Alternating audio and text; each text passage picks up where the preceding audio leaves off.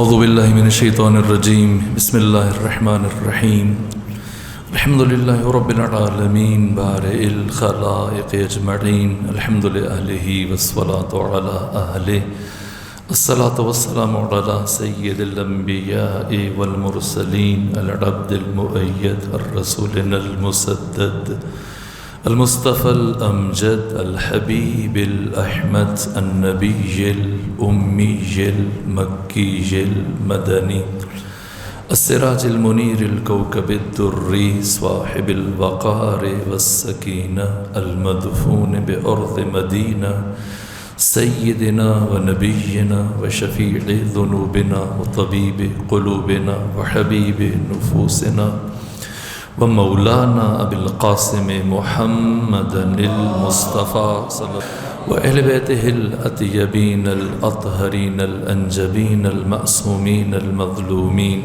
ورحمة الله على أحبابهم وأصحابهم وشيرتهم ومحبيهم ومواليهم أجمعين ولعنة الله على أعدائهم ومنكري فضائلهم وغاصبي حقوقهم من جمع عداوتهم إلى الآن ومن الآن إلى قيام يوم الدين وبعد يوم الدين أما بعد فقد قال حق سبحانه وتعالى في القرآن بسم الله الرحمن الرحيم قد أفلح المؤمنون الذین هم فی صلاتهم خاشعون۔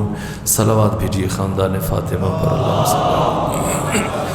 فرصتیں بہت محدود ہیں، وقت بہت کم رہ گیا ہماری، ظاہراً آخری 3 سے 4 نشستیں ہیں۔ 21 رمضان المبارک کو آپ کے شہر میں جلوس ہیں، ہر جگہ پر عزاداری ہے، مجالس ہیں۔ 21 کو تعطیل ہے، 22 کو دوستوں کا امتحان ہے اور 23 کو خود جمعۃ الوداع ہے۔ 4 نشستیں ہیں ہمارے پاس، آج کا دن، کل، پرسوں اور ترسوں، اور خود امیر المومنین علیہ السلام کی شخصیت بھی بیان کرنی ہے کہ کل سے حضرت کی شہادت کی مجالس بھی شروع ہو جائیں گی، اور سوالات کا سلسلہ ہے کہ وہ بڑھتا چلا جا رہا ہے کہ بلا ڈاکٹر طاہر صاحب نے خواہش کی ہے کہ وہ تشہد کے مسئلے کو ذرا مبرہن اور واضح کر کے بیان کیا جائے۔ ساتھ میں ایک اور دوست ہیں جی، وہ یہ خواہش کر رہے ہیں کہ ایک بچہ جو کسی عیسائی کے گھر میں پیدا ہو جائے، یہودی کے گھر میں پیدا ہو جائے، اس کا کیا قصور ہے، اس کے حوالے سے وہ بھی ایک توضیح طلب نکتہ ہے۔ پھر یہ بھی خواہش کی گئی کہ آج 17 رمضان المبارک جنگ بدر ہے، اس سے متعلق بھی کچھ بیان کیا جائے، اور ربط آیات بھی آپ کی خدمت میں بیان کرنا تھا۔ اب آپ بتائیں کہ کیا بیان کیا جائے اور کسے چھوڑا جائے۔ بظاہر چاروں چیزیں اہم ہیں، لیکن خوب کس مسئلے کو زیادہ ترجیح دی جائے، کس چیز کو بیان، یہ تتمہ بھی ناگزیر ہے۔ جنگ بدر، چند جملے جنگ بدر سے متعلق عرض کر دیتے ہیں، پھر نماز سے متعلق عرض کر دیتے ہیں۔ بہرحال آج کا دن 17 رمضان المبارک کی عظیم مناسبت رکھتا ہے اپنے اندر۔ 2 ہجری بروز جمعہ 17 رمضان المبارک اسلام کی سب سے پہلی جنگ بدر لڑی گئی۔ 83 جنگیں ہیں عہد رسول میں، جن میں سے 27 غزوات ہیں، نہ غزوہ غلط ہے، غزوہ 27 غزوات ہیں، یعنی جن میں بنفس نفیس خود پیغمبر گرامی اسلام نے شرکت فرمائی۔ سب سے پہلی جنگ اور پہلا غزوہ جنگ بدر ہے۔ اس کا نام بدر اس لیے کہ یہ چاہے بدر نام یہ کنواں تھا، اس کے قریب لڑی گئی۔ اس کا ذرا سا پس منظر اور پیش منظر مختصر لفظوں میں اشارتاً بیان کر دیتے ہیں۔ ختمی مرتبہ جب مدینہ تشریف لائے تو یہ چیز خود مشرکین مکہ کے لیے قابل تحمل نہیں تھی کہ حضرت ہم سے بچ کر زندہ مدینہ پہنچنے میں کامیاب ہو گئے، ورنہ شب ہجرت آپ کے علم میں انہوں نے پوری طرح سے کوشش کی تھی کہ ختمی مرتبت کی چراغ حیات کو گل کرنے میں کامیاب ہو جائیں، لیکن یہ مشیت پروردگار تھی۔ حق تعالیٰ نے آپ کو پہلے سے باخبر کیا اور آپ کی جگہ پر نفس رسول، روح رسول، جان رسول، قلب رسول امیر المومنین علی ابن ابی طالب علیہ السلام آپ کے بستر پر لیٹے، اور آپ کے لیٹنے سے پیغمبر کی جان محفوظ رہی۔ اور پھر تیسرے دن مولا متقیان فواتم کے ساتھ، فاطمہ بنت زبیر، فاطمہ بنت اسد، فاطمہ بنت محمد، ان 3 خواتین کو لے کر مکہ سے مدینہ کی طرف گامزن ہوئے، اور راستے میں پھر 8 افراد نے آپ کے ساتھ مقابلے میں آئے، جیسا کہ ابن اسیر نے کامل میں لکھا اور ابن کثیر میں البدایہ والنہایہ میں، اور ابن جریر نے تاریخ طبری میں تحریر کیا کہ ان میں سے ایک جو بنو امیہ کا غلام تھا، یہ آگے بڑھا چکے سے اپنی قوت و طاقت پر بہت ناز تھا۔ جب آگے بڑھ کر اس نے حضرت کا راستہ روکنے کی کوشش کی تو مولا متقیہ نے ایک ہی وار میں اسے حرف غلط کی طرح سے مٹا دیا۔ باقی 7 افراد لرزہ بر اندام ہوئے، گھبرائے، ڈرے اور وہاں سے بھاگے۔ یہ مولا متقیہ نے اپنی زندگی میں پہلی مرتبہ تلوار چلائی۔ اس کے بعد پھر جنگ بدر میں یہ ہوا کہ کرزہ بن جابر فہری یہ مکہ سے آیا اور مدینے کی چراگاہوں میں جو مسلمانوں کی مال مویشی تھے، بھیڑ بکریاں تھیں، گائے تھیں، بھینسیں، ان کو ہانکتے ہوئے وہ بڑی تعداد میں ان جانوروں کو اپنے ساتھ لے کے گیا۔ جب ختمی مرتبہ تک یہ خبر پہنچی تو آپ نے وادی صفوان، سین سے وادی صفوان تک ان کا پیچھا کیا، تعقب کیا، اپنے ساتھیوں کے ہمراہ آئے، لیکن وہ بھاگ نکلنے میں کامیاب ہو گیا۔ تو ختمی مرتبہ نے مشرکین کی جو صورتحال کو مد نظر رکھتے ہوئے اپنے ساتھیوں کو مامور کیا کہ اب کفار اور مشرکین کی نقل و حرکت پر نگاہ رکھیں، اور عبداللہ بن حجش کو اپنے چند ساتھیوں کے ساتھ مامور کیا۔ جگہ حضرت نے معین کر دی تھی۔ عبداللہ بن حجش سے کہا کہ آپ طائف اور مکہ کے درمیان کی جو جگہ ہے یہاں پر آپ نے نظارت رکھنی ہے۔ لیکن ہوا یہ کہ عبداللہ بن حجش اپنے ساتھیوں کے ہمراہ جب اس مقام پر تھا تو طائف سے ایک مختصر کاروان، تجارتی کاروان قریش کا، یہ مال اسباب ہمراہ لیے مکہ کی طرف عود کر رہا تھا، پلٹ رہا تھا کہ ان کے ایک ساتھیوں میں سے، ان کے عبداللہ بن حجش کے ساتھیوں میں سے ایک نے عمر بن حضرمی کو قتل کر دیا۔ وہ جو چند افراد آ رہے تھے مشرکین کے، عمر بن حضرمی کو قتل کیا، اور سارا باقی پھر عبداللہ بن حجش نے کہا چلیں ٹھیک ہے، باقی جتنا مال تھا انہوں نے اپنے قبضے میں لے لیا، اور 2 افراد کو ان میں سے اسیر کر لیا، اور اسیر کر کے مال اٹھائے، پیمبر کے پاس پہنچے تو یہ رجب کے آخری 5 دن کا یہ واقعہ، یعنی رجب سے 5 دن رہتے تھے۔ اب یہ 4 مہینے کے جن میں قتال کو اللہ نے حرام قرار دیا، اور عہد جاہلیت میں کفار بھی اس کی رعایت کرتے تھے۔ سید الشہداء نے بھی یہ بات فرمائی، محرم ان 4 مہینوں میں سے ایک ہے جس میں عہد جاہلیت میں بھی لحاظ رکھا جاتا تھا، لیکن فرزند رسول کے مقابلے میں ماہ محرم میں آپ کے مقابلے میں آپ کو شہید کیا گیا، آپ کے ساتھیوں کو۔ رجب بھی انہی میں سے مہینہ ہے۔ تو ختمی مرتبہ میں سخت تنبیہ کی، توبیخ کی، سرزنش کی، ڈانٹا عبداللہ بن حجش کو اور ان کے ساتھیوں کو کہ تم نے غلط کیا، اور پھر سارے کا سارا مال جو یہ لوگ لے کے آئے تھے، لوٹ کے لائے تھے، سارا پیغمبر نے واپس بھجوا دیا، اور 2 افراد کو جو یہ اسیر کر کے لائے تھے انہیں بھی ختمی مرتبہ نے رہا کر کے واپس بھیج دیا، اور ان کی سرزنش بھی کی۔ لیکن مشرکین جو پہلے سے ہی بہانہ جوئی میں تھے کہ کوئی موقع ملے اور کس طرح سے ختمی مرتبہ، اور بالخصوص انصار جنہوں نے پیغمبر گرامی اسلام کو پناہ دی، تو ان کا مقابلہ کیا جائے اور ان کو صفحہ ہستی سے حرف غلط کی طرح سے مٹا دیا جائے۔ انہوں نے اس چیز کو بہانہ قرار دیا اور ایک لشکر تیار کرنا شروع کیا۔ البتہ اس دوران میں ابو سفیان مکہ میں موجود نہیں تھا، وہ شام سفر تجارت پر گیا ہوا تھا۔ ان کا باہمی رابطہ بھی تھا، قاصد کو انہوں نے روانہ کیا، اور انہیں یہ ڈر تھا کہ کہیں ابو سفیان جب شام سے پلٹ کے مکہ آ رہا ہو تو کہیں راستے میں مسلمان اس کا مال و متاع لوٹ نہ لے۔ اور اس نے بھی شرارتاً یہ خط لکھ دیا ابو جہل کو کہ مجھے خطرہ ہے، اور مجھے اطلاع ملی کہ مسلمان تیاری کر رہے ہیں، اور مسلمانوں کو صرف خبر نہیں۔ تو اس نے یہ خط ابو جہل کو لکھ دیا، اور خود دوسری طرف اس نے یہ چال چلی کہ وہ ساحل سمندر کے راستے سے مکہ کی طرف اس نے آنا شروع کیا۔ 5 دن میں جدہ پہنچا، اور پھر 3 دن میں جدہ سے مکہ پہنچ کے صحیح و سالم۔ اور ادھر یہ افراد جنگ کی تیاری کر رہے تھے۔ انہیں قبیلہ بنو زہرہ نے، اس کے چند افراد اور اکابرین نے کہا کہ جب تم اس بات پہ لڑ رہے تھے کہ تمہیں خدشہ تھا کہ وہ ابو سفیان کو قتل کرنا چاہ رہے، اور اس کا مال لوٹنا چاہ رہے ہیں، تو اب تو وہ صحیح سالم پہنچ گیا، تو تم جنگ کو کے ارادے کو ترک کر دو۔ لیکن ابو جہل نے کہا کہ نہ، ہم کسی قیمت پر اب جنگ سے نہیں رکیں گے۔ اس لیے پھر بنی زہرہ ان سے الگ ہو گئے، ان کا قبیلہ ایک بڑا قبیلہ تھا، یہ پیچھے ہٹ گئے، اور اب یہ لوگ مکہ سے چلے، جن میں ابو سفیان بھی شامل ہو، باقی افراد بھی۔ ختمی مرتبت کو کچھ اندازہ ہوا جب خبر پہنچی کہ اس طرح سے قریش پیش قدمی کر رہے ہیں۔ البتہ یہاں پر معذرت مسلم بن حجاج نے بے ادبی ہے، مجھے مناسب لفظ نہیں مل رہا، لیکن انہوں نے علمی خیانت سے کام لیا۔ جو صحیح مسلم کی 3 جلد میں انہوں نے روایت تحریر کی ہے کہ اس حوالے سے کہ پیغمبر اکرام اسلام چاہ رہے تھے کہ وہ ابو سفیان کے کاروان پہ حملہ کریں تاکہ مال ہاتھ میں آ جائے، نہ، قطعی طور پہ ایسا نہیں، جتنے بھی شواہد ہیں۔ پھر 3 جلد جو طبری کی ہے اس میں مولا متقیان کے جو کلمات ہیں، پھر سب سے بڑھ کے قرآن یہ بیان فرما رہے کہ کما اخرجک من بیتک بالحق، کہ جب اللہ نے آپ کو اپنے گھر سے حق کے ساتھ باہر نکالا۔ اب حق کون ہے آپ خود دیکھ لیں کون ہے۔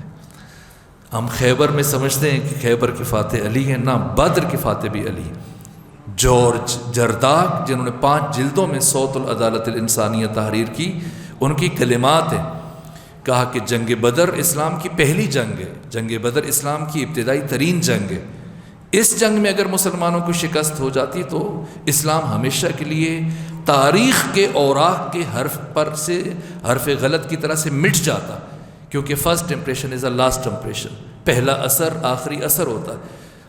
اگر اس جنگ میں مسلمانوں کو شکست ہو جاتی تو اسلام صفحہ ہستی سے محو ہو جاتا، لیکن اس جنگ کی فتح کا واحد سبب صرف اور صرف علی علیہ السلام کی شجاعت ہے۔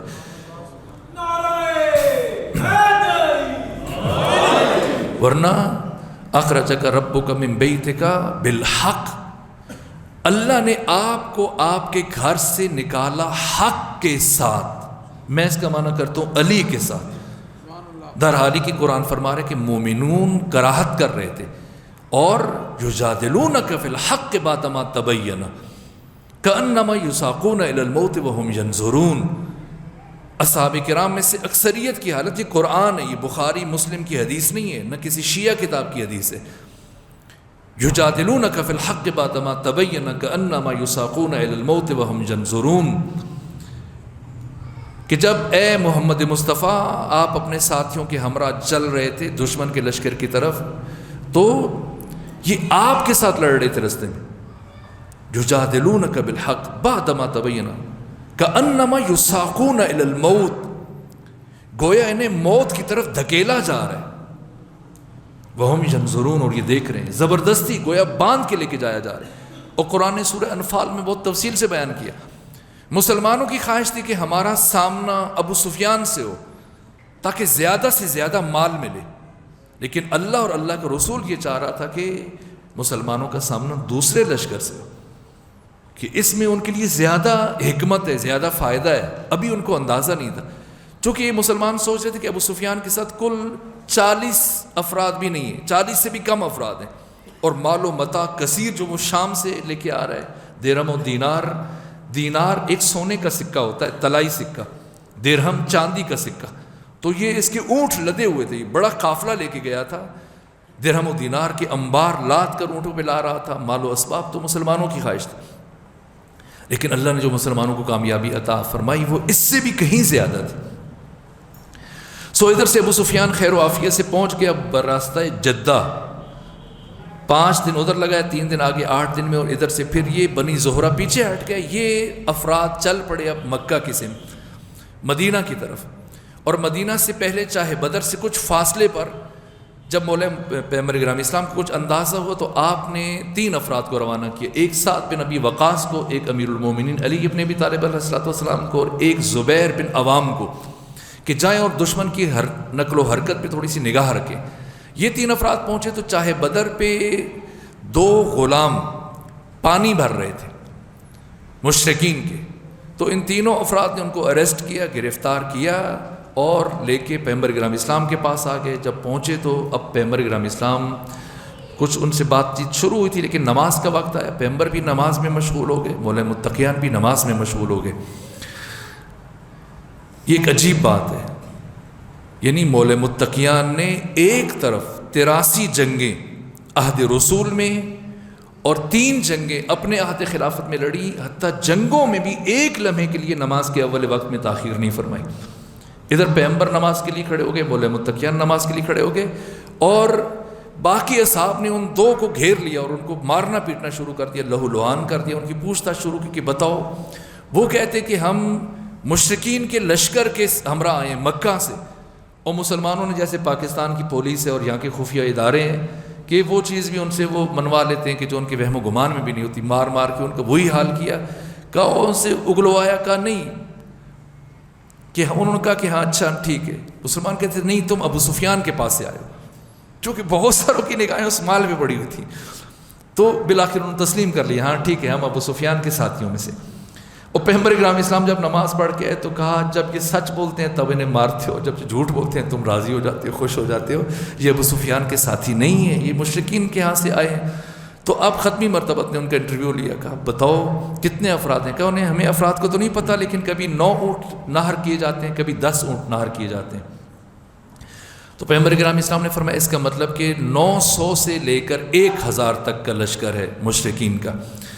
سو اس اعتبار سے اب مسلمانوں میں 313 افراد ہیں، جن میں سے 77 مہاجرین ہیں، باقی انصار ہیں۔ اب ختمی مرتبت نے آگے یہاں پہ چند بہت اہم مراحل ہیں جہاں پہ کچھ مورخین نے واقعاً زیادتی کی ہے بارگاہ احدیت میں، جس میں خود ابن اسیر نے کامل میں لکھا ہے، ابن کثیر نے البدایہ والنہایہ میں، اور طبری نے تاریخ طبری میں لکھا کہ یہاں پر سعد بن معاذ نے ختمی مرتبت کو مشورہ دیا کہ ہم آپ کو ایک چھپڑ بنا کے دے دیتے ہیں کھجور کی ٹہنیوں کا، ایک بڑا چھپڑ، اور آپ یہاں پہ رہیے گا اور آپ ہمیں دیکھتے رہیے گا، مشاہدہ کرتے رہیے گا، ہماری جنگ دور سے دیکھتے رہیے گا، اور اگر ہم شکست کے قریب پہنچے تو آپ پھر اپنی جان بچا کر واپس مدینہ جا سکتے ہیں۔ ابن ابی الحدید معتزلی نے شرح نہج البلاغہ کی 3 جلد میں شدید مذمت کی اور کہا کہ یہ روایت قطعی طور پر درست نہیں ہے، حتیٰ درایت کے اعتبار سے بھی یہ روایت باطل ہے۔ ختمی مرتبت نے تمام جنگوں میں سب سے پہلے، سب سے اول اور سب سے آگے یہاں تک کہ خود طبری نے 3 جلد میں امیر المومنین علیہ السلام سے روایت بیان کی کہ جنگ بدر میں پیغمبر گرامی اسلام دشمن کے سب سے زیادہ قریب تھے، یعنی سب سے آگے خود پیغمبر ہوتے تھے۔ اور 3 جلد میں طبری نے تحریر کیا کہ مولے متقیان نے فرمایا کہ اصحاب کرام گھبرائے ہوئے تھے اور آگے بڑھ کر وہ پیغمبر کے دامن میں پناہ لے رہے تھے، نہ کہ پیغمبر اصحاب کے دامن میں پناہ لے رہے تھے۔ بہرحال اس طرح سے صفیں درست کی گئیں۔ 77 افراد جو مہاجرین کے تھے، ان میں راہ علم جو مولے متقیان کے ہاتھ میں دیا گیا، ان کی سرپرستی اور سالار سے سپہ سالار مولے متقیان کو بنایا گیا، اور باقی جو انصار تھے یہ سعد بن عبادہ کو ان کی قیادت سونپی گئی۔ اور یہاں پر مبارزہ طلبی ہوئی، سامنے سے مشرکین کے لشکر میں سے ایک صلوات بھیج دی خاندان فاطمہ پر۔ بدر بھی مکمل ہو جائے تو غنیمت ہے، باقی سوال انشاءاللہ پھر کوشش کریں گے کہ بعد کی گفتگو میں کسی حد تک، اور میں چاہوں گا کہ ڈاکٹر صاحب کا جواب تو بہرحال عرض کرنے کی کوشش کروں گا۔ جلدی سمیٹتے ہیں، باقی چیزوں سے گریز کرتے ہوئے میں خلاصہ کرنے کی کوشش کرتا ہوں۔ مشرکین میں سے 3 افراد سامنے آئے جنہوں نے مبارزہ طلب کیا۔ عتبہ بن ربیعہ، یہ امیر شام کا نانا ہے، عتبہ بن ربیعہ۔ اس کا چھوٹا بھائی شیبہ بن ربیعہ، یہ بھی نانا بن جاتا ہے، اور اس کا بیٹا ولید بن عتبہ جو امیر شام کا ماموں ہے۔ البتہ اس کا بھائی حنظلہ بھی اسی جنگ میں مولا علی کے ہاتھ سے مارا گیا، لیکن پہلے مرحلے میں جو 3 افراد آئے قریش کی طرف سے، مسلمانوں کی طرف سے عوف بن حارث، دوسرے مرحلے پہ عبداللہ بن رواحہ، اور تیسرے مرحلے پر ایک نام میرے ذہن میں نہیں آ رہا، اگر کسی دوست کے ذہن میں نام آئے تو یہ قرآن ان کو ہدیہ کرے۔ عوف بن حارث، معاذ بن حارث اور عبداللہ بن رواحہ، یہ 3 افراد انصار میں سے مشرکین کے مقابلے میں گئے۔ عتبہ نے جیسے ہی دیکھا کہا یہ کل کے عزت داروں کو ہم نہیں پہچانتے، ہمارے مقابلے میں وہ آئیں جو خاندانی نجابت کے حامل ہوں۔ جب پیغمبر نے یہ بات سنی تو اپنے جگر گوشوں سے خاندان نے حضرت عبد المطلب میں سے 3 برجستہ شخصیتوں کو منتخب کر کے ان 3 کے مقابلے میں بھیجا۔ ایک عبیدہ بن حارث، دوسرے حمزہ بن عبد المطلب، تیسرے علی بن ابی طالب علیہ الصلوۃ والسلام۔ ان تینوں کو آتے دیکھ کر عتبہ بن ربیعہ نے کہا یہ برابر کا جوڑ ہے، ان کے ساتھ مقابلہ ہمارا جچتا ہے اور بنتا ہے۔ جناب عبیدہ بن حارث عتبہ بن ربیعہ کے مقابلے میں گئے، جناب حمزہ بن عبد المطلب شیبہ بن ربیعہ کے مقابلے میں گئے، اور مولے متقیان یہ ولید بن عتبہ کے مقابلے میں گئے، امیر شام کے ماموں کے مقابلے میں۔ اور مولے متقیان جب وہ آگے تیار ہو کے تلوار نکال کے لا رہا تھا، نہیں معلوم، ویسے تو مولے متقیان نے فرمایا، آپ کا نہج البلاغہ میں جملہ ہے کہ اللہ نے مجھے معتدل قد کا خلق کیا ہے، اگر میرا دشمن لمبے قد کا تو اسے میں بیچ سے کاٹتا ہوں، چھوٹے قد کا تو اوپر سے کاٹتا ہوں۔ لیکن اس جنگ میں مولے متقیان نے پہلے تلوار چلانے کی بجائے تیر استعمال کیا، اور وہ بڑا سج دھج کے تلوار لے کے بڑا اس طرح سے، کیونکہ بڑا دیوقامت تھا، اسے ہاتھی کہا جاتا تھا، یعنی بہت قوی الجثہ تھا، پرہیبت تھا، ایک قد کاٹ اور موٹا تازہ ولید بن عتبہ آگے بڑھا۔ تو اسے توقع تھی کہ حضرت تلوار سے مقابلہ کریں گے، لیکن حضرت خلاف توقع کام کرتے۔ ایک اور بڑا خوبصورت جملہ ہے نہج البلاغہ مولے متقیان کا، کسی نے پوچھا حضرت سے کہ کیا وجہ ہے جب بھی کوئی دشمن کسی بھی جنگ میں آپ کے مقابلے میں آئے اسے ہمیشہ شکست ہوئی اور آپ ہمیشہ غالب آتے ہیں؟ تو حضرت نے مسکرا کے بہت حکیمانہ جملہ بیان فرمایا کہ اس لیے کہ میرا دشمن اپنے خلاف میری مدد کرتا ہے، چونکہ جنگ حوصلے سے لڑی جاتی ہے، ارادے سے لڑی جاتی ہے، جنگ شجاعت قوت آغا دست غیب نے جو حیات زینبی میں شجاعت کی تعریف کی ہے، شجاعت کہتے ہیں قوت قلب، نہ تلوار چلانے کا نام شجاعت نہیں ہے، اور قوت قلب کے بلبوتے پہ اس نے تلوار چلانی ہے۔ اور حضرت کو فرماتے ہیں کہ مجھے دیکھ کے پہلے ہی اس کے ہاتھ پاؤں پھول جاتے ہیں کہ علی مقابلے میں آیا تھا، اب تو میں نے بچنا ہی نہیں۔ ابھی تک حضرت کی شجاعت کے جوہر یوں ظاہر نہیں ہوئے تھے، یہ پہلی جنگ تھی، اس لیے یہ بڑا اطمینان کے ساتھ ولید بن عتبہ آگے بڑھ رہا تھا، اور جب قریب آیا تلوار سونت کر تلوار چلانا چاہ رہا تھا تو حضرت نے تیر کا وار کیا، اور تیر ایسا نشانے پہ لگا بالکل اٹک گیا اس کے گلے میں جا کے کہ یہ پلٹا اپنے باپ عتبہ کی طرف کہ وہ مجھے بچائے، تیر کھینچے، لیکن حضرت نے ایسا گھیرا ڈالا کہ یہ باپ کی آغوش میں پہنچنے سے پہلے پہلے موت کی آغوش میں پہنچ گیا، دم توڑ دیا۔ ادھر سے حنظلہ ولید کی قتل ہوا، ادھر سے مسلمانوں نے نعرہ تکبیر بلند کیا، اور ساتھ مسلمانوں نے آواز بلند کی کہ علی شیبہ آپ کے چچا حمزہ پر چھائے جا رہا ہے، حمزہ کی مدد کیجیے۔ مولے متقیان سرعت سے بڑھے اور شیبہ کی طرف، اور اگلے ہی مرحلے میں شیبہ کو حرف غلط کی طرف سے مٹا دیا، اور پھر جناب حمزہ اور مولے متقیان دونوں متوجہ ہوئے کہ عتبہ بن ربیعہ جناب عبیدہ بن حارث کو غالب آ رہا ہے، قتل کر رہے، چونکہ ان کی ٹانگ کٹ چکی تھی اور ہڈی کا گودا باہر آ رہا تھا، اور اب وہ آخری مراحل میں تھے۔ یہ دونوں بڑھے اور بڑھ کر اس پر مل کے دونوں نے حملہ کیا، اور اس کی لاش بھی خون میں لت پت لوٹنے لگی۔ جناب عبیدہ بن حارث زخمی ہو کے شدید زخمی ہوئے، پیغمبر اکرام اسلام کے پاس آپ کو اٹھا کے لایا گیا، تو کہا حضرت کیا راضی ہیں آپ مجھ سے؟ میں نے وفاداری کی ہے۔ اور اس کے بعد پھر گریہ کرنا شروع ہوئے، تو پیغمبر اکرام اسلام نے پوچھا کیوں گریہ کر رہے ہیں؟ کہا کاش آج جناب حضرت ابو طالب عمران زندہ ہوتے ہیں تو میں ان کو کہہ سکتا کہ ہم نے آپ سے جو وعدے کیے تھے وہ وعدے نبھا دیے، ہم جب تک زندہ ہیں کبھی بھی کوئی آپ کے بھتیجے محمد مصطفیٰ تک نہیں پہنچ سکتا۔ زخمی رہے، جنگ کے دوران بھی زندہ رہے، اور بعد میں پھر مقام روحہ پر پہنچے، مدینہ سے پہنچنے سے پہلے وہیں پر ان کو دفن کر دیا گیا، وہیں ان کی وفات ہوئی، وہیں پیغمبر نے جنازہ پڑھا اور وہیں پہ ان کی تدفین ہو گئی۔ یہ 3 افراد جیسے ہی قتل ہوئے تو اب ایک شور اور ایک ہنگامہ برپا ہوا، دشمن کے حوصلے پست ہو گئے، یا انہوں نے عقب نشینی کی تو ابو جہل نے لوگوں کو پھر ابھارا، اور جب کہ وہ پیچھے ہٹ رہے تھے تو اب ان میں سے ایک اور وہ جو بہت بڑا شجاع مانا جاتا تھا طلیعہ بن عدی، یہ پھنکارتا ہوا اور آوازیں بلند کرتے ہوئے اور رجس خوانی کرتے ہوئے آگے بڑھا۔ ادھر طلیعہ بن عدی کو دیکھ کر مسلمان تھوڑے سے پریشان تھے کہ اس کے مقابلے میں کون جائے، لیکن مولے متقیہ نے پیغمبر اکرام اسلام سے اجازت طلب کی، آگے بڑھے اور ایک ہی وار میں اس کو 2 نیم کر دیا، 2 ٹکڑوں میں بدل دیا۔ طلحہ بن عدی کی موت کے بعد پھر عبداللہ بن منذر، یہ بھی بڑا شجاع تھا قریش کا، یہ آگے بڑھا، مولے متقیہ نے اسے بھی قتل کیا۔ پھر اس کے بعد حرملہ بن عمر آگے بڑھا، اسے بھی قتل کیا۔ آخر میں پھر حنظلہ آیا 5ویں مرحلے میں، اسے بھی مولے متقیہ نے حرف غلط کی طرح سے مٹا دیا۔ اب پھر جو بھی آ رہا ہے، یہاں تک کہ کل 70 افراد قتل ہوئے، 70 افراد اسیر ہوئے۔ 70 میں سے 35 کو صرف اور صرف مولے متقیہ نے کسی کی مشارکت کے بغیر تنہا قتل کیا، اور باقی 35 میں بھی مولے متقیان کی شمولیت تھی۔ اس طرح جنگ بدر کے فاتح صرف اور صرف ذات امیر المومنین علی ابن ابی طالب علیہ السلام ہیں۔ اللہ صلی اللہ علیہ وسلم۔ 70 افراد اسیر ہو گئے۔ ان میں سے عقبہ بن معیط وہ واحد قیدی تھا جسے ختمی مرتبہ نے امر کیا کہ اس کو قتل کر دیا جائے۔ یہ ولید کا باپ تھا۔ اس کا باپ مولے متقیان کی شخصیت کے حوالے سے جو کوفہ کا انتخاب تھا، شاید اس سلسلے میں یہ بات ہو۔ اس حد تک یوں اللہ نے مسلمانوں کو یہ عظیم الشان کامیابی عطا فرمائی۔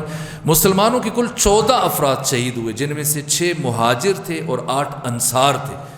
دشمن کے 70 افراد، در حالی کہ مسلمانوں کے پاس 700 گھوڑے تھے، 700 اونٹ تھے، مسلمانوں کے پاس صرف 70 اونٹ تھے، اور ان کے پاس 300 گھوڑے تھے، مسلمانوں کے پاس صرف 2 گھوڑے تھے، صرف 2 گھوڑے۔ لیکن اللہ نے مسلمانوں کو کامیابی عطا فرمائی، اور جتنا وہ توقع رکھتے تھے کہ ہمیں ابو سفیان سے ملے گا، اس سے کئی گنا زیادہ مال غنیمت ان کو ملا۔ یہ سارے اونٹ ان کے قبضے میں آ گئے، یہ ساری تلواریں، اسلحہ نہیں تھا مسلمانوں کے پاس، چند تلواریں تھیں، 1-2 زریں تھیں۔ اب بھاری تعداد میں اسلحہ مسلمانوں کو ملا، اور مال ملا ان کو، جتنا بھی وہ اپنے ساتھ اٹھا کے لائے تھے وہ کئی گنا زیادہ تھا۔ یہی اللہ نے قرآن میں نمید بیان فرمائی تھی۔ اسی پہ اکتفا کرتے ہیں جنگ بدر سے متعلق، اور بھی بہت سے اہم پہلو ہیں جنگ بدر کے، لیکن ان سے ہم گریز کرتے ہیں۔ ایک سوال جو قبلہ ڈاکٹر طاہر صاحب فرما رہے ہیں کہ تشہد کا مسئلہ واضح نہیں ہوا تھا، 5-7 منٹ باقی، اس میں ہم اسی حوالے سے عرض کر دیتے ہیں۔ میں نے آپ کی خدمت میں عرض کیا تھا کہ 5 نمازیں جو ہم پڑھتے ہیں، فجر، ظہر، عصر، مغرب، عشاء، ان میں آپ 65 مرتبہ درود پڑھتے ہیں، رکوع میں، 2 سجدوں میں، قنوت میں، 5 نمازوں میں 65 مرتبہ درود کی تلاوت کرتے ہیں۔ لیکن اب مقام فکر ہے، مقام تدبر ہے کہ ان 65 میں سے صرف 9 مرتبہ درود پڑھنا واجب ہے، باقی 65 میں سے 9 کو نکال دیں، کیا بچتا ہے؟ 56 مرتبہ درود پڑھنا مستحب ہے، پڑھے مرضی نہ پڑھے مرضی۔ صرف تشہد میں درود پڑھنا واجب ہے، تشہد پہ نماز ختم ہو جاتی ہے۔ چونکہ آپ جانتے ہیں مکہ میں ان 5 نمازوں کی رکعتوں کی تعداد 10 تھی، دوسری رکعت میں نماز تمام ہو جاتی تھی، اور دوسری رکعت میں تشہد کے بعد پھر سلام پڑھا جاتا تھا۔ لیکن مدینہ پہنچنے کے بعد امام حسین علیہ السلام کے روز میلاد، آپ کی ولادت کے دن، یعنی 3 شعبان کو اللہ کی طرف سے یہ امر آیا، اور 7 رکعتوں کا اضافہ ہوا۔ نماز سزا نہیں ہے، نماز اللہ کی طرف سے رحمت اور انعام ہے، جو سید الشہداء کی دنیا میں تشریف آوری کے موقع پر حق تعالی نے، اور اس کا عرفاء نے عجیب رب بیان کیا، وقت نہیں کہ بیان کیا جائے۔ تو پھر تشہد کو اسی طرح سے رکھا گیا، اور اب یعنی یہ نہیں کہ اب وہ تشہد دوسری رکعت میں نہ ہو، نہ، تشہد کے بعد سلام کو ہٹا دیا گیا، اور اب اگر 3 رکعتی نماز ہے تو پھر تیسری رکعت میں تشہد کے ساتھ سلام پڑھا جائے گا، اور اگر 4 رکعتی نماز ہے تو چوتھی رکعت میں تشہد کے ساتھ سلام پڑھ دیا جائے گا۔ تو اس طرح سے، ورنہ درود ایک ہی دفعہ نماز میں اصولاً 1 دفعہ واجب ہے، لیکن چونکہ ان رکعتوں کا اضافہ ہوا تو پھر یہ 9 بن جاتی ہے، ورنہ 5 کا عدد بنتا تھا۔ تو مقام فکر یہ ہے کہ اللہ کے ہاں احساسات نہیں ہے، اللہ کے ہاں جذبات نہیں ہے، اللہ کے ہاں عواطف نہیں ہے، اللہ حکیم ہے، خالق عقل ہے، اور اسلام دین عقل ہے۔ تو مقام فکر یہ کہ اللہ نے باقی تمام مقامات پر، رکوع میں، سجدوں میں، قنوت میں، ہر جگہ نماز کے شروع سے لے کے آخر تک درود کو مستحب رکھا، اور تشہد میں درود کو کیوں واجب قرار دیا؟ فلسفہ وجوب درود در تشہد کیا ہے؟ اس لیے کہ اب انسان نماز کے اختتام میں پہنچ رہا ہے، آخری مرحلے میں پہنچ رہا ہے، اور جب نماز مکمل ہو رہی ہے تو اب اگلا مسئلہ جو پہلا مسئلہ ہے نماز کی قبولیت اور عدم قبولیت کا ہے کہ قبول کی جائے یا رد کی جائے. تو اللہ نے نماز کی قبولیت کو ان 14 کی ولایت کے اقرار کے ساتھ مشروط کر دیا ہے. یہ درود ابھی میں کچھ دن پہلے شام سے ماہ مبارک رمضان سے پہلے شام کی زیارات کے لیے گیا ہوا تھا. ایک دن پہلے واپس آیا، پھر یہاں آپ کی خدمت میں حاضر ہو گیا. وہاں سے کتابوں کا ذخیرہ لانے کی توفیق حاصل ہوئی. میرے ساتھ آپ کی ملتان کے محسن رضا حیدری صاحب بھی تھے اور گردیزی صاحبان بھی تھے اور بھی افراد تھے ملتان کے. تو وہاں پر میں 3 جلدوں میں ایک کتاب لے کے آیا، درود، جسے ہم شاید سمجھتے ہیں محض ایک ذکر ہے. درود، صلوات، اللہم صلی علی محمد و آل محمد کی تفسیر، اس کے اندر لطافتیں، اس کے فضائل، اس کی دقتیں، اس کی گہرائیاں 3 جلدوں میں بیان کی گئی ہیں. میں مختصر کر رہا ہوں. یہ درود در حقیقت ان 14 کی ولایت کا اعلان، اقرار، اظہار اور اعتراف ہے. اسی درود سے ان کی عصمت ثابت ہوتی ہے، اسی درود سے ان کی طہارت ثابت ہوتی ہے، اسی درود سے ان کی امامت ثابت ہوتی ہے، اسی درود سے ان کا حجت ہونا ثابت ہوتا ہے، اسی درود سے ان کی ولایت ثابت ہوتی ہے. یہ درود وہ جامع ترین ذکر ہے جو ان 14 کی ولایتوں کا اعلان ہے. اور اللہ نے نماز کے اختتام پر تشہد میں سلام سے پہلے اس درود کو اس لیے واجب قرار دیا تاکہ ان 14 کی ولایتوں کا اعلان ہو جائے. یہ کام پہلے سے موجود ہے. جس جاہل نے پہلی مرتبہ یہ بات اڑائی کہ تشہد میں علی ولی اللہ کہنا چاہیے، یہ واجب ہے، یا اس طرح کے مسائل اٹھائے، وہ سادہ لو، وہ بیچارہ فرد، اسے سرے سے خبر نہیں تھی، احکام کے فلسفے کو نہیں جانتا تھا. اگر وہ نماز کے بنیادی احکام کو سمجھتا ہوتا، جانتا ہوتا، اتنا سوچ لیتا کہ اگر راز کیا ہے کہ اللہ نے یہ درود جو باقی ساری جگہوں پر نماز کے اندر 64 مرتبہ 56 مرتبہ اس کو مستحب قرار دے رہا ہے، یہاں کیوں واجب قرار دے رہا ہے؟ کیا وجہ ہے؟ یہ درود خود ان 14 کی ولایتوں کا اعلان ہے، جس میں علی بھی شامل ہیں، پیغمبر بھی شامل ہیں، امام حسن، امام حسین، سیدہ زہرا، امام زمانہ، امام جعفر صادق، سارے کے سارے یہ 14 کے 14 اس درود کے اندر شامل ہیں. پیغمبر گرامی اسلام کا ذکر الگ سے صرف اور صرف اس وجہ سے ہے تاکہ ولایت کے اعلان کے ساتھ ساتھ ختم نبوت کا بھی اعلان ہو جائے. ورنہ درود اتنا جامع ترین ذکر ہے کہ پیغمبر کا الگ سے نام لینے کی بھی ضرورت نہیں تھی. لیکن جو حکمت اور فلسفہ بیان کیا عرفاء نے، پیغمبر کا الگ سے نام ختم نبوت کے اعلان کے لیے. ورنہ یہ درود جامع ترین ذکر ہے. اب اگر کوئی علی ولی اللہ الگ سے پڑھنا چاہتا ہے تشہد میں، پہلی بات ہے کہ اسے سرے سے مسئلے کی حکمت کا نہیں پتہ ہے، اس کے فلسفے کا اور اس کی گہرائی کا نہیں پتہ ہے.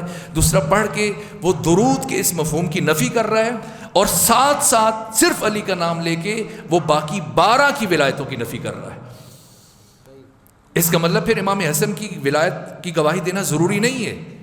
امام حسین کی، جنہوں نے نماز بچا کے ہم تک پہنچائی، ان کی ولایت کی گواہی دینا ضروری نہیں ہے. امام زمانہ کی ولایت کی گواہی دینا ضروری نہیں ہے. اگر کوئی صرف علی ولی اللہ پر رک جائے، اس نے حقیقت درود کو نہیں سمجھا. درود اور صلوات وہ جامع ترین اور کامل ترین ذکر ہے کہ جو ان 14 ولایتوں کو اپنے اندر سموئے ہوئے شامل ہے. اب بھی اگر کسی کو ابہام ہو تو بتا دیجئے، وقت ختم ہو رہے، 2 منٹ باقی. خوب پیغمبر گرامی اسلام نے فرمایا کہ صلو کما رأیتمونی اصلی، نماز ایسے پڑھو جیسے میں پڑھ کے جا رہا ہوں. اللہ نے ان 14 کی ولایت کا وجوب خود رکھا ہے تشہد میں، لیکن ویسے جیسے خود خدا نے رکھا ہے. اگر کوئی سے 1 انچ بھی آگے بڑھے گا تو ان 14 کی ولایت کی نفی کر کے اپنی ولایت منوانا چاہتا ہے.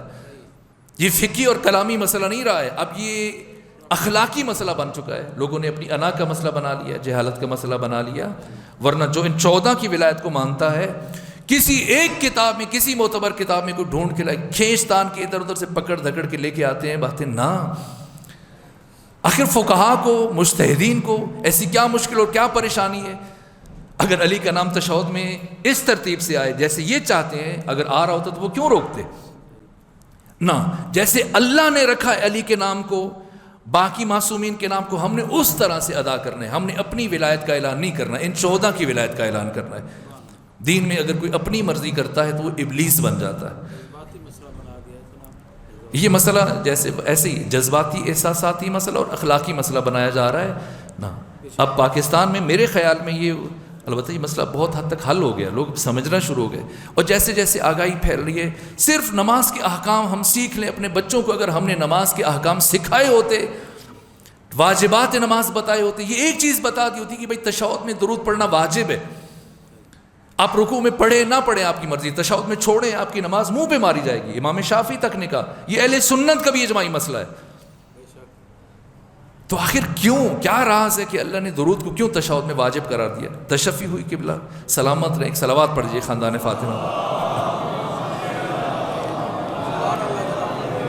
اصرار ہے شہادت ثالثہ پر، اصرار ہے کہ بھئی حضرت کے بعد نہ ایسا نہیں، وہ ان کا شہادت ثالثہ کے پہ اصرار نہیں، ان کا اپنی ولایت منوانے پہ اصرار ہے، گہرائی یہی ہے، حقیقت یہی ہے۔ جی حضرت کے ساتھ